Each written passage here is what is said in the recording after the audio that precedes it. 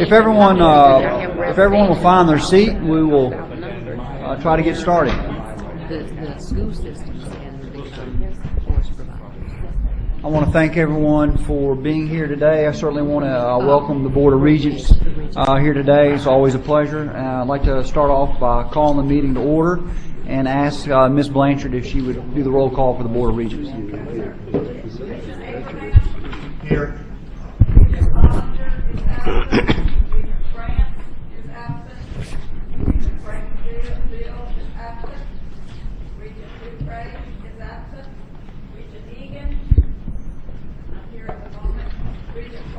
Here. Regent Fenstermaker is absent. Regent Foreman is absent. Regent Levy. Here. Regent Dixon. Here. Regent Markle. Here. Regent Martin is absent. Regent Raspberry. Here. Regent Sam. Here. Regent Wiley. Here. We do have a quorum, sir. Thank you. Bessie, roll call, please. Yes, sir. Dr. Beebe. Present. Dr. Beebe is present. Ms. Bofi. Here. Ms. Bofi is present. Ms. Bradford. Here. Ms. Bradford is present. Mr. Garvey is not in attendance. Mr. Gio is absent. Ms. Hill. Present. Ms. Hill is present. Mr. Lee. Here. Mr. Lee is present. Dr. Moranti. Dr. Moranti is present. Ms. Orange Jones. Present. Ms. Orange Jones is present. Mr. Romer. Here. Mr. Romer is present. And Ms. Smith. Here. Ms. Smith is present. You do have a quorum. Again, thanks for everyone being here. We have a relatively short agenda, but some interesting topics to discuss. We'd like to start off with item 3, which is simply the approval of the minutes. Can I have a motion to approve the minutes? I move. There's a motion and a second. Any comments or questions? Any objection? Hearing none, so moved. At this moment, before we move to item 4, I'd like to recognize Chairman Raspberry, I think, who had a moment of personal privilege he wanted to ask. Chairman Romer, I'd like to ask the group to allow me a personal privilege to invite Dr. Gene Burns to come forward and give us, all of us, a quick overview of the recently released, I believe it was yesterday, NCTQ relative to our teacher quality. Gene? Thank you.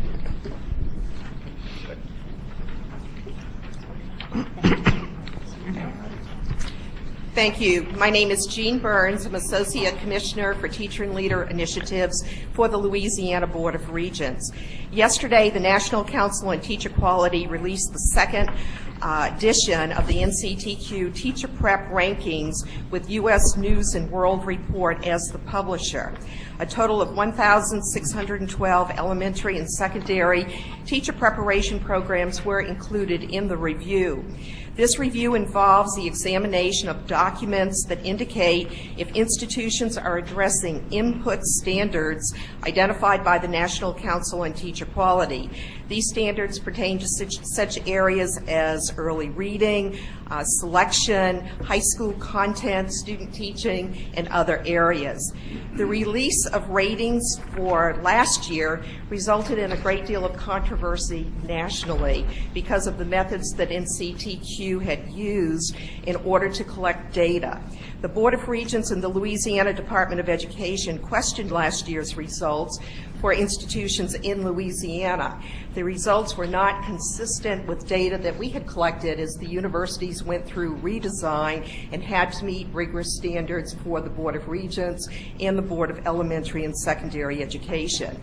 What we did was we decided to invite the National Council on Teacher Quality to come to Louisiana, and we opened all of our records and all of our documents dealing with redesign so that they could look at the information and they could see that BESE did not approve programs unless they had addressed those standards. NCTQ did send one of their researchers to our state to review the documents during November, and the Louisiana Department of Education and the Board of Regents met with the person and provided them even more in-depth information pertaining to the rigor that was required by BESE and the Board of Regents before any programs were approved.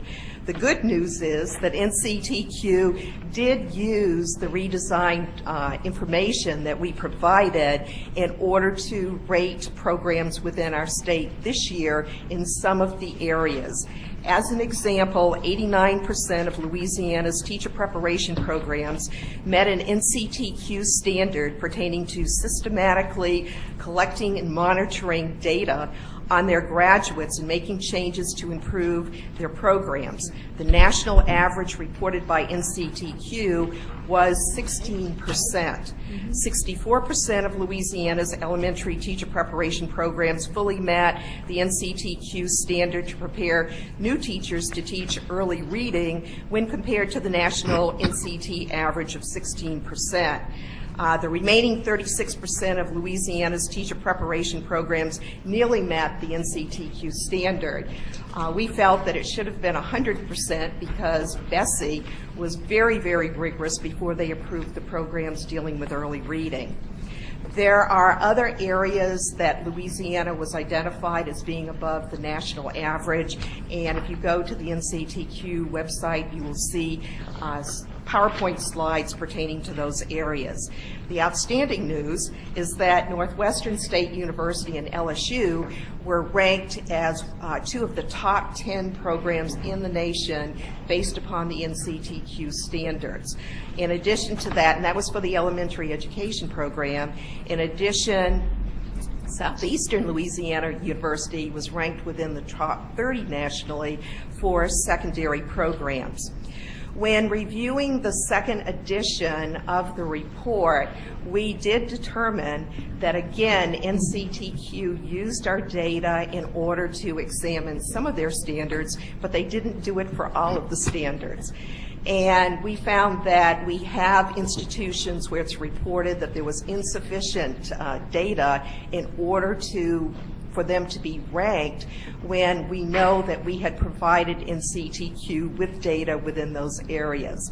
So we have encouraged our universities to use the appeals process if their programs were not ranked to provide additional information. And then I will be working with the Louisiana Department of Education, and where we know that programs had to address those standards to be approved by the state, that we are following up and we're identifying where those areas are. In addition, we observed that there are some areas where our institutions were ranked lower on, and it was because of the fact that the institutions are addressing BESE policy, which was not consistent with the NCTQ standards. As an example, in the area of social studies, that's an area of certification within our state that our universities must address. NCTQ requires that you have majors in history or government, separate majors. So there are some areas where our institutions are not going to be able to fully address the standards because of the fact that we are following BESE policy. So in conclusion, we are very pleased with the fact that this year we are being recognized as a state where we do have institutions that are addressing the standards, and we do have as whole areas where we are outpacing the other states according to the NCTQ report. Again, though, I want to stress that this report is based upon inputs, and during fall of this year, the Louisiana Department of Education and the Board of Regents will be providing the public with a report about outcomes, about all of our teacher preparation programs within the state. And we anticipate that once our state, as well as the universities, provide additional data pertaining to some of the standards that through the appeals process, that we will be able to show that we have other institutions that are fully addressing all of the standards as well. So thank you very much for allowing us to have this time to provide this overview. You have been provided a press release that was released yesterday by the Board of Regents, and I know that the University of Louisiana system also issued a press release about programs within their system. Thank you. Mr. Chair. Yes, Ms. Bradford, and look, it's on personal privilege. We wouldn't normally kind of do a Q&A, but given the report and it's good news, I certainly know everyone's interested in the topic, so we'll allow some comments and questions. Thank you. First of all, I just want to say congratulations. Thank you for your consistency and diligence in making sure that our data did get collected and presented. But I also want to say that I am so pleased that our boards meet together, because I do believe that part of this step is because we take the effort to say collectively that K through college, we are committed to education in the state of Louisiana. And so I think it's a big win for all of us, and I do thank you for bringing this to us this morning. Dr. Beatty? Good morning, Dr. Burns. Again, congratulations, and certainly to those universities for the outcomes. I also want to ask about the appeals process. You indicated that there will be an appeals process. Generally, what is the time frame for that, and then do they usually adhere to those appeal concerns? The appeals process is outlined on the website. I know our campuses are planning on immediately submitting data because they feel very strongly that they have addressed those areas and they want to make sure that it's recognized. And as far as the rankings are concerned, the report has already come out pertaining to the rankings. The changes will more than likely occur on information on the website, but our institutions that were not ranked this year will not be ranked again until next year. And on another note, this board entertained an item yesterday that addressed teacher preparation providers, those that are outside of the education arena, if you will, the universities. As we move forward with the change in policy, you know, and I communicated yesterday, as well as several other board members, the concern that we may not have the quality in place. And as we address this report, you know, I just hope that we would collaborate and work to ensure that those programs will be of quality, and so that we can continue to have good news to share. And that's one of the reasons why the Department of Ed and the Board of Regents will be working together to provide a report this fall pertaining to outcomes, because we also agree that it's important for the public to have accurate information. Thank you. Ms. Hill? Good morning. Thank you, Dr. Burns, once again, and congratulations. And I share the same concerns with Dr. Beebe with an item that we addressed yesterday in the board meeting in regards to teacher preparation. And I know that you'll be collaborating with LDOE, but one of the concerns within those individuals that came forward to testify was that the local school districts they're having a shortage, especially in the rural areas, and that some of the universities in those areas cannot produce the certifications that they need in regards for the teaching shortage that they have. So what are we going to do, or how would you and the Department of Education work diligently to work with the local school districts to identify what their needs are, and then maybe you guys can go back to the universities and articulate what are some of the shortages in their areas? I know that State Superintendent John White is going to be talking about some collaborative work that's occurring already underway and that's going to continue to occur in the future. And I see that the agenda item that Dr. John White will be talking about is going to be helping our higher education and K through 12 develop deeper partnerships so that we're addressing needs of districts to a greater extent within the future. Dr. Burns, we appreciate, I don't know if anyone else had a comment, we appreciate the report. It's good news. Certainly appreciate you being diligent about following up on why the rankings previously may not have reflected the effort that we put in this state. So thank you very much for that report. Thank you. Next item. The next item is item 4.1, consideration of updates to the weighted Taylor Opportunity Program for Students, or TOPS, grade point average approved list of courses. Is someone presenting on that? Superintendent White. Very much. Members, we're going to walk through a specific. Is your mic Not used to being on this side of the table. We're going to walk through a specific presentation, but I'm sorry. I don't have the agenda in front of me. Thank you very much. Thank you. We're going to walk through a specific policy that relates to the TOPS changes made by the legislature in this past session. If you recall, 6 months ago, roughly, you approved what was a set of policy changes to a really important initiative that we have engaged in together, and I thank Dr. Purcell, Dr. Burns, and others that have led this initiative to bring essentially the requirements for TOPS in line with the direction of our high schools. And if you recall, there had previously been a set of disincentives for students to take the most rigorous coursework. What you did and the legislature did and the staff of the Regents and BESE staff to bring those things into line has catapulted Louisiana to being one of the top states in the country in the expansion of early college rigorous coursework for students across the state. Students now receive extra credit when they take dual enrollment courses or advanced placement courses in their in their TOPS GPA, which means they have I hate to interrupt your train of thought. If you can move that microphone closer to you or get closer to it, I apologize. But I know you were being very eloquent. If we could hear it, it'd be even better. So, no comment.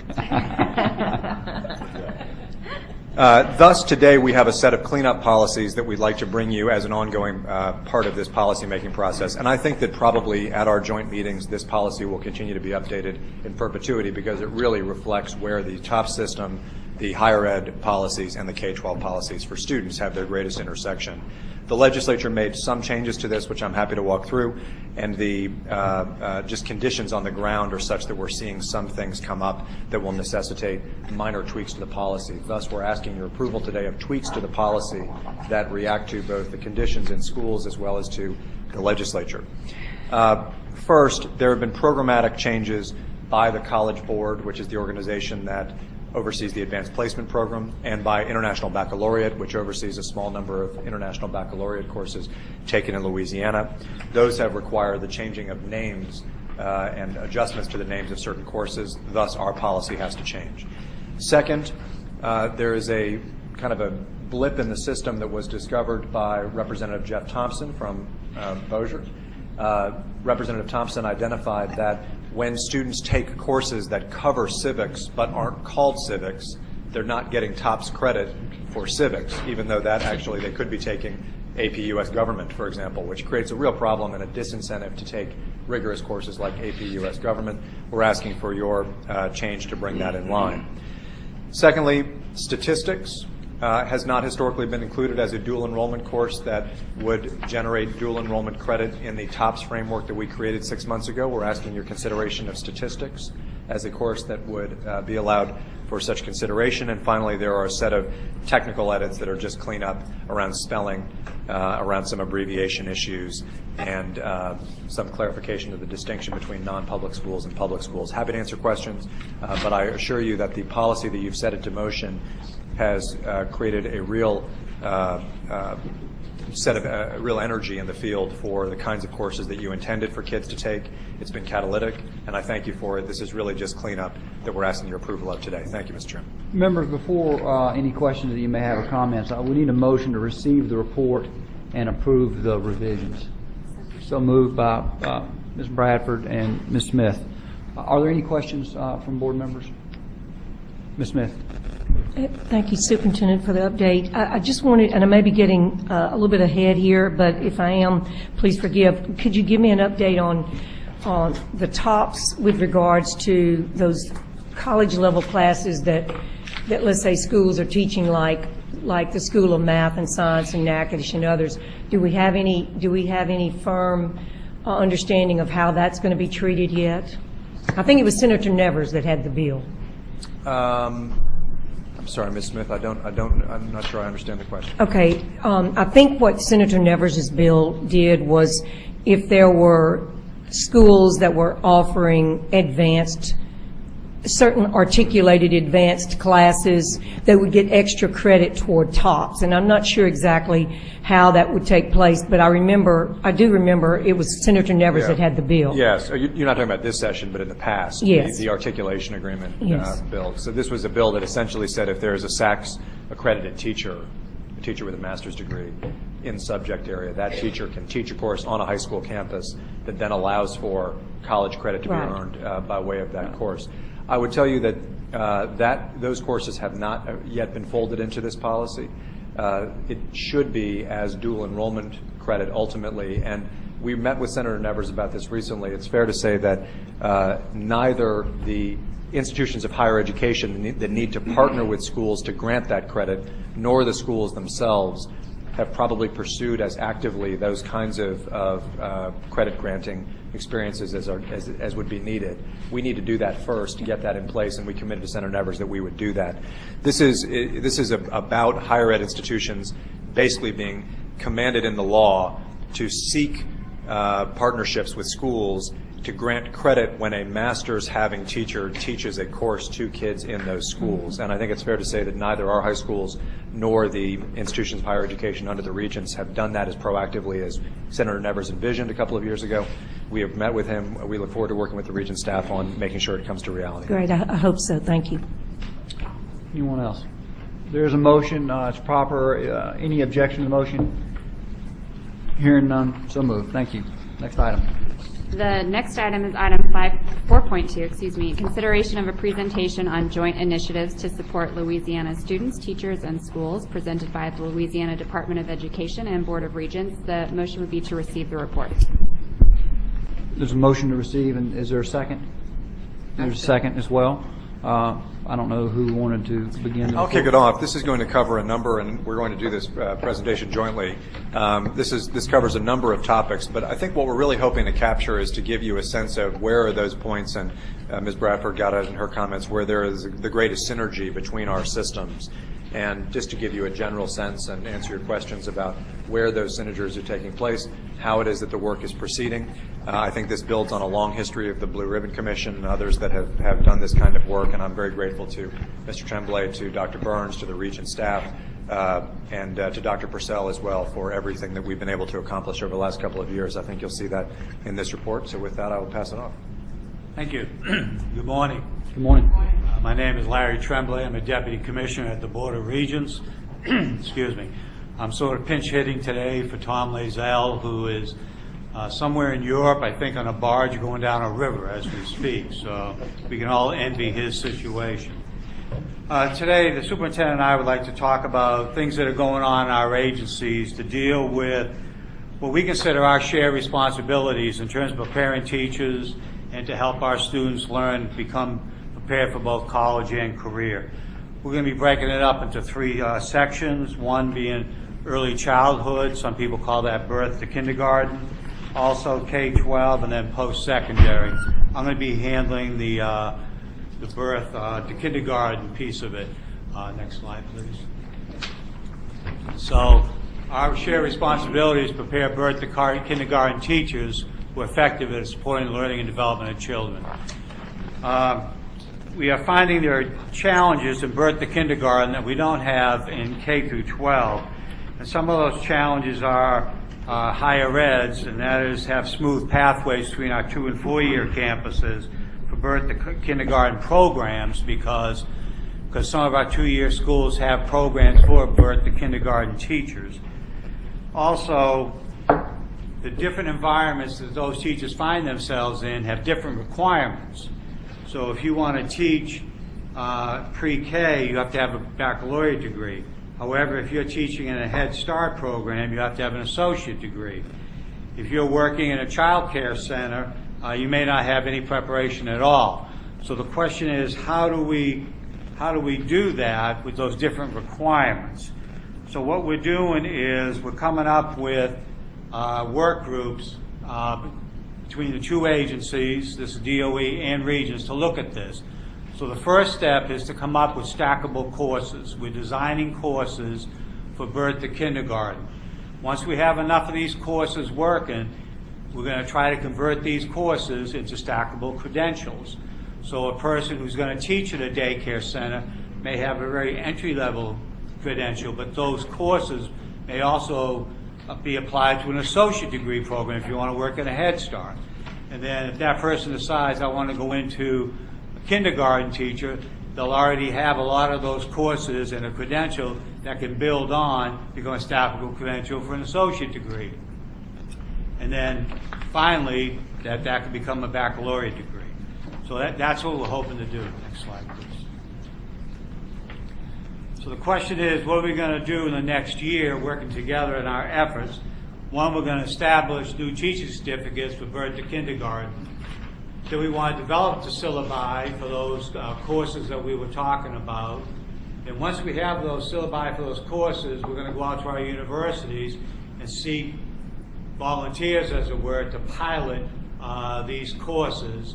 And once they do that, then once they have enough courses for that, to have that the synergy and enough courses to provide a program, then we'll develop those programs. And once we do that, then the Board of Regents will become more involved in terms of receiving proposals from the colleges to actually have new birth to kindergarten programs, which we don't have now. So that's pretty much what the path forward is in birth to kindergarten. Now I'm going to turn it over to Superintendent White to talk about K-12 and higher ed. Thank you. I think what you'll see in all of this is that we are really engaged together in a structural overhaul reformation at three different junctures. And Dr. Tremblay spoke of the first one, which is the early childhood system, and trying to bring together Head Start, child care, the school system, and the higher ed system. Whereas I'll tell you, there is great fragmentation currently, and you mentioned some of it, Larry, that exists there. However, there is fragmentation, and we saw some of it yesterday at our BESE meeting, that exists in spite of all of the improvements we've made in the training of educators. We have a bifurcated system, a higher ed system, and then a K-12 system rather than one unified system. And secondly, we have a workforce and post-secondary pathway system that needs greater unification as well. So I'm going to talk about those briefly now. In terms of K-12 educator preparation, as Dr. Burns said, and really a lot of the credit goes to her, Louisiana gets high marks across the country for its accountability system, for its standards. We really, and under your leadership, members of the Regents and members of BESE have set an ambitious standard across the country. But we know that there are practical realities that we can improve on. And I'm moving to the next slide now, slide 6, that names some of those. First, we hear this from your deans all the time. We hear it from our principals all the time.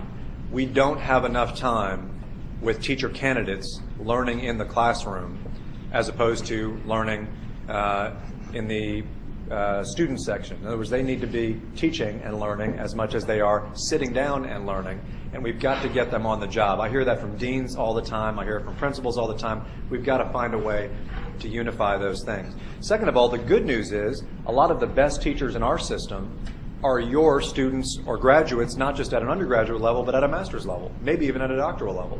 So we can do that because the best teachers of teachers that we have are also the teachers of our children. And finding a way to get our teacher candidates in to learn from people who are on the job, who have earned degrees throughout the higher ed system in Louisiana, is an important initiative. We are launching something called the Believe and Prepare initiative, and I think you're going to hear a lot more about this over the course of the year from BESE, from the Regents, I hope, and certainly from us and the Regent staff. This initiative creates a grant opportunity for school systems and higher ed to come together to partner on developing, and this is the key piece, practitioner-based programs where literally credit is granted for on-the-job apprentice-style work in the classroom. We can be a national leader in this model. It builds on the successes that your two boards have already enacted and that Dr. Burns and other higher ed leaders have enacted. But the key concept I ask you to understand is this: a radical reshaping of the experience of learning to be a teacher toward more time in the classroom so that when we put someone on the job, we should have no question any longer as to whether or not to call them effective or ineffective, because graduating from your institutions of higher education will mean that they have already proven themselves an effective educator. That is the day that we should be pursuing, and that's what Believe and Prepare is the pilot in pursuing. And I thank the 5 higher ed institutions that are partnering on Believe and Prepare grants today. So I thank you so much for that. Secondly, probably the other most important juncture, pre-K, teacher preparation, and then the post-secondary pathway. The unification of high schools and the world beyond high schools is critical, and I urge you to study this. We have accomplished so much together in recent years. We have great challenges, as is listed on this slide here. We still have graduation outcomes that are not where we want them to be. We have ACT outcomes that are not where we want them to be. But we have established so much, and I want to talk in 2 ways. We have accomplished so much together. The first, and I'm just going to, rather than walking through all of this, I'm just going to list some statistics for you to help you sense where we have increased opportunity for kids. I'm going to talk first about the more traditional academic side. Next, I'm going to talk about the career and technical education and workforce side. 2 years ago, our BESE board created a policy where every student across the country across the state will take the ACT.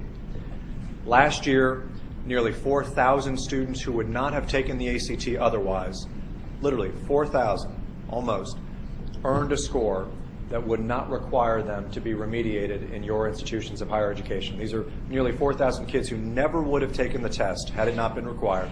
They took the test. Now they have an unprecedented level of access to TOPS Tech, TOPS Opportunity, and TOPS Honors. Literally every single level of the TOPS system went up last year because of the expanded opportunity. I believe those outcomes this year will increase. I believe you'll have more kids able to attend, qualified to attend your institutions of higher education because of this policy. Secondly, because of policies you put into place, this year Louisiana not just enrolled more students in dual enrollment, but was literally the #1 state in America for increases in advanced placement test taking and increases in advanced placement test passage. Literally the #1 state in the country on both.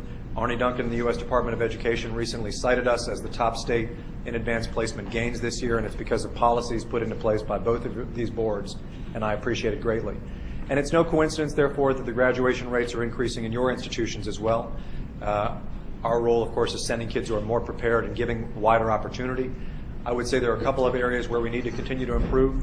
One of them, I'll tell you, is just basic things like FAFSA completion.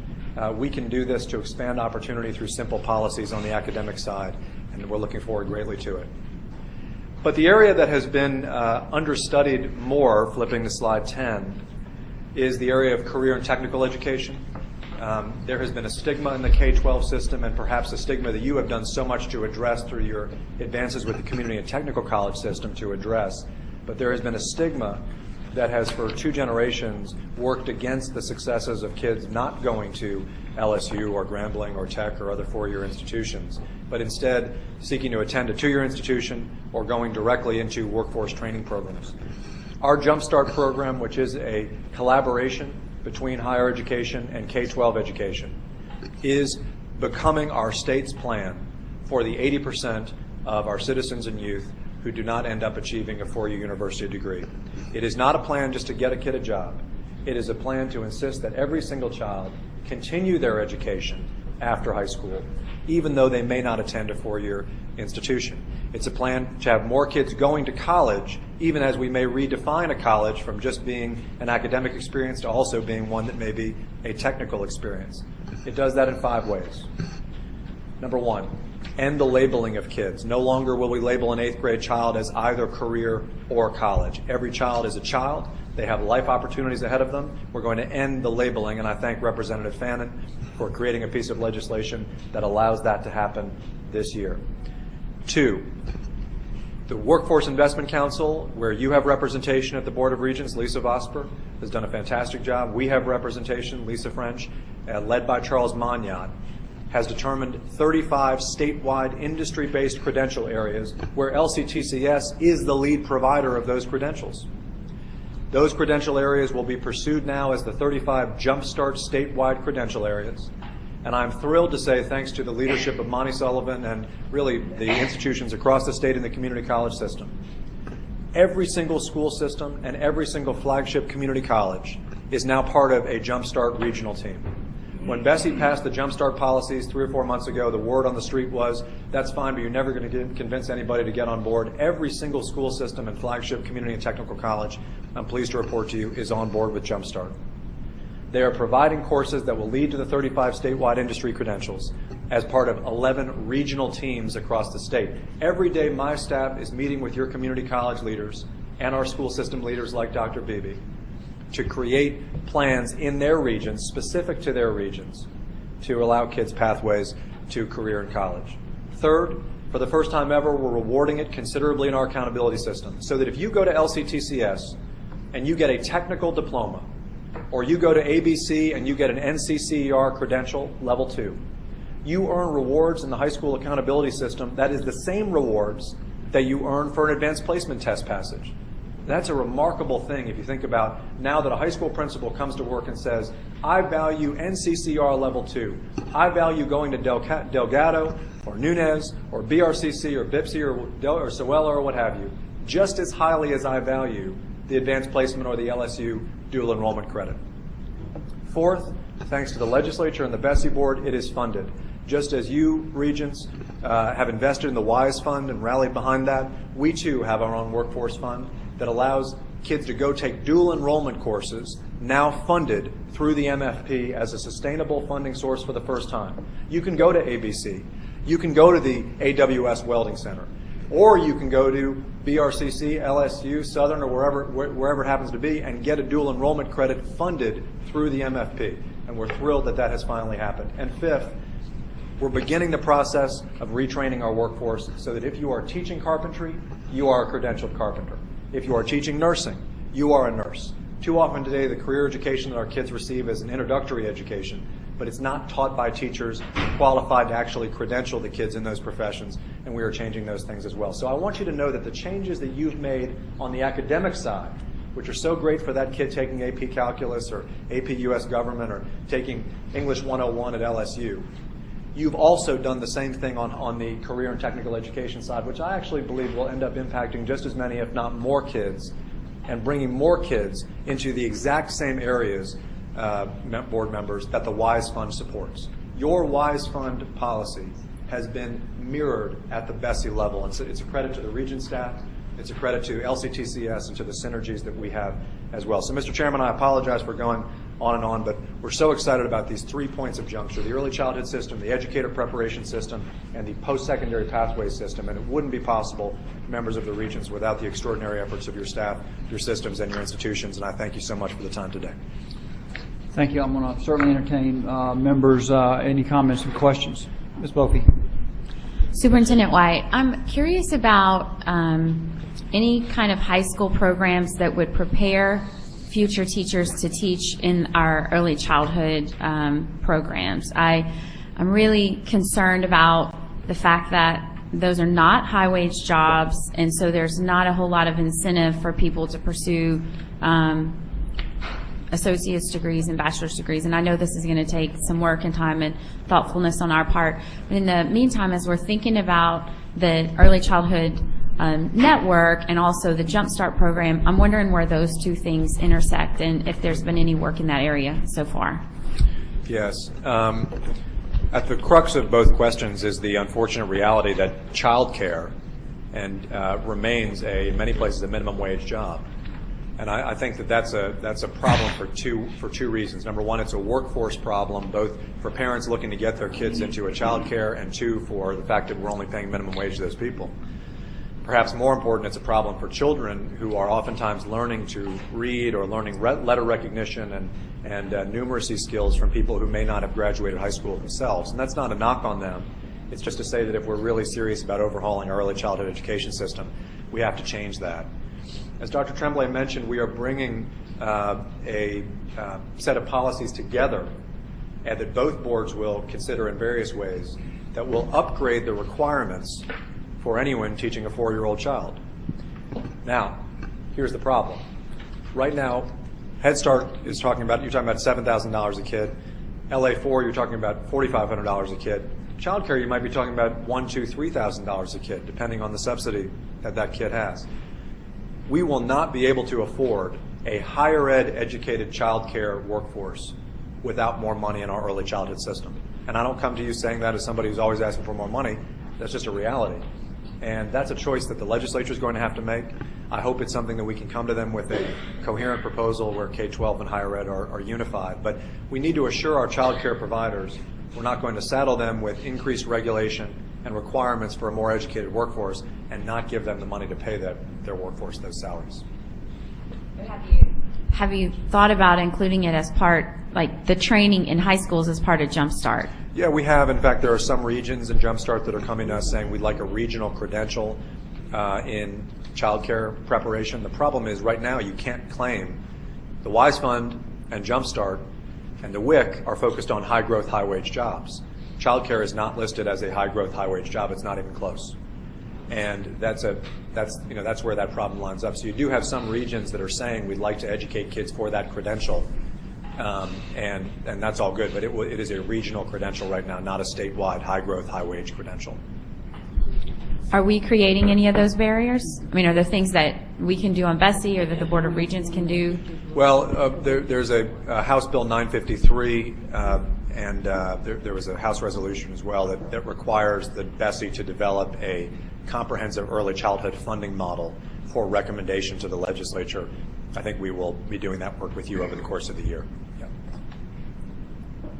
Thank you very much for that presentation. And I want to personally thank the Board of Regents on their support on the efforts that we've made on BESE.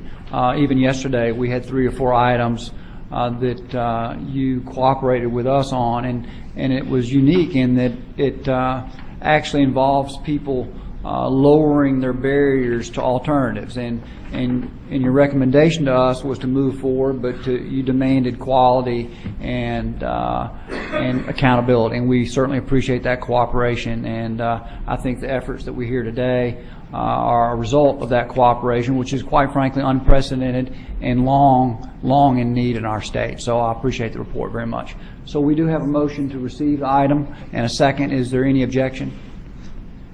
Hearing none, so moved. Next item. The next item is item 4.3, consideration of an update regarding the 2014 legislative session, and the motion is to receive the report. A motion to receive the report, and we have a second. Superintendent White. Mr. Chairman, any attempt to summarize the 2014 legislative session is going to be clouded by the fact that it remains a blur in my mind, but I'll do my best. First of all, I recognize and I respect greatly that the Board of Regents put forward progressive policies that we were watching from afar, and I congratulate you on everything that was achieved in achieving the WISE Fund, and otherwise you set a tone for us that we were able to piggyback on in passing our MFP.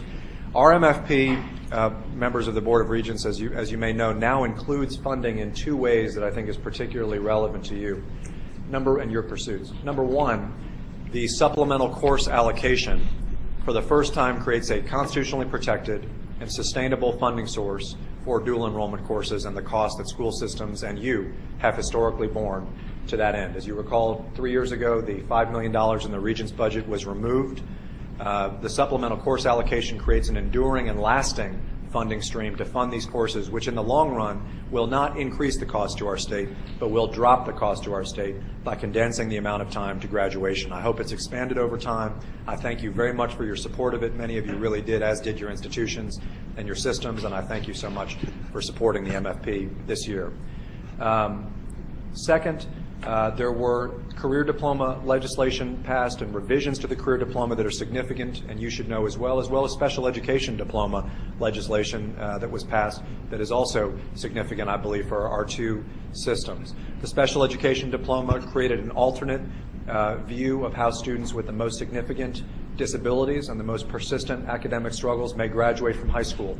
That's going to require that our systems collaborate on understanding what those students have demonstrated when they come out of high school, because the law requires that it be a diploma admissible by your institutions. The same is true of the career diploma, and I think the advances that Chairman Fannin made on the career diploma this session are significant. It is not something that we should cast aside. It is instead something we should celebrate, but the key idea is this for you. 1, Chairman Fannin made a really innovative policy step when he said this.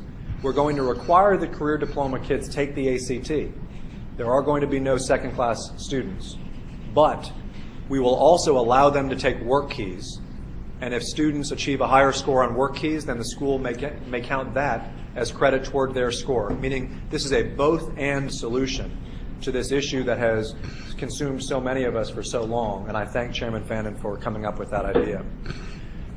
Secondly, the career diploma now allows a full 9 credits for the student to pursue their career credential, but it requires that they graduate with a credential.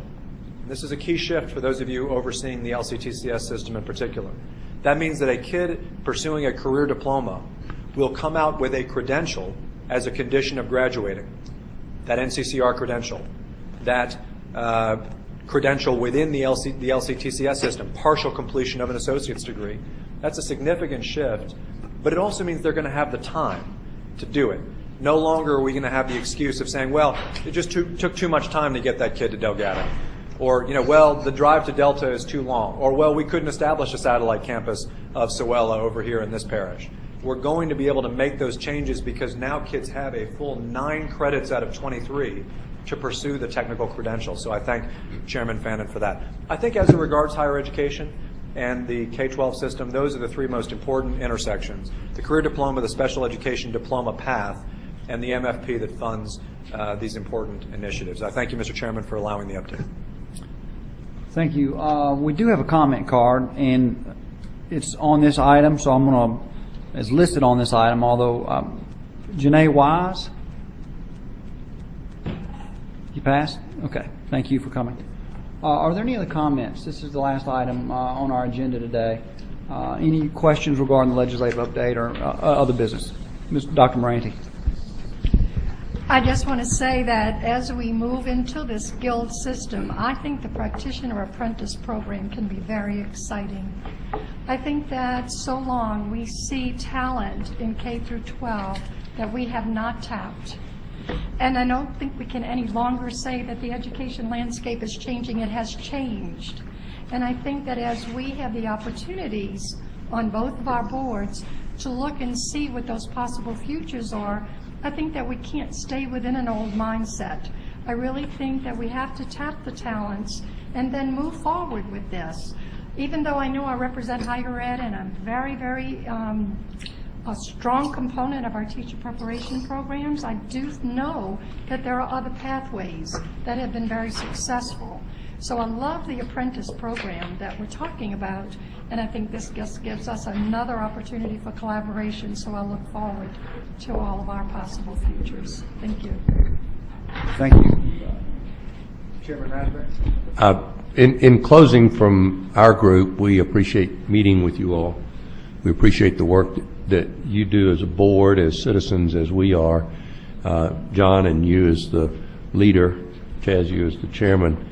It's been a difficult time, but things are changing, as we have just spoken about. Some of the paradigms are changing. The community, meaning the at-large population of the state of Louisiana, recognizes where we are. While there is conflict and civil debate about certain issues, it's healthy. We're going forward. And we are more than ever aware of the significance of the BESE board's work, because without your good work and standards, it's impossible for higher education to do its work. And I appreciate you all and the openness of the conversation, but I'm thankful. I have hope because of the variety of individuals that are involved. Thanks. Thank you. That concludes our business. I want to thank everyone for being here this morning. Certainly thank the presentations. They were excellent. We're now adjourned, and I would ask people to quickly leave the room because we have to get ready for another meeting. So, which will start at 10:30. Thank you.